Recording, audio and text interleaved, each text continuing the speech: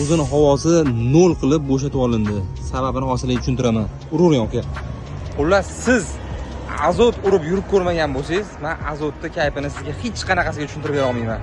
Har yili bahorda mana shu 4 ta balonni kelib, o'zini havosini, oddiy havoni chiqarib turib, azot urib olaman. Yumshoqligini, kayfini men sezganman shaxsan. Bu qanaqa narsa aytaymi, taxminan nimaga o'xshataman?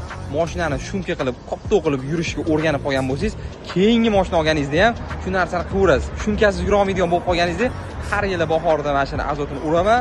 Ya'ni sovuq tushgan payt, o'sha qorlar yog'adigan payt azot chiqarib, yana oddiy havoga o'tib olaman. Bu narsani effektini bilgan bo'lsangiz, sezgan bo'lsangiz, kommentariyada yozib qoldiring. 2 yil oldin ham video qo'yganimizda mana shu azot tegmasa, mana shu topga chiqib ketgan ko'pchilik, nima u oddiy havo, nima farqi bor ekan degan, lekin azot urib yurganlar buni bilgan biladi. Mabodoga mana shu vatanda tayyor o'sha urib bo'ldilar. Ish ham tez bitadi.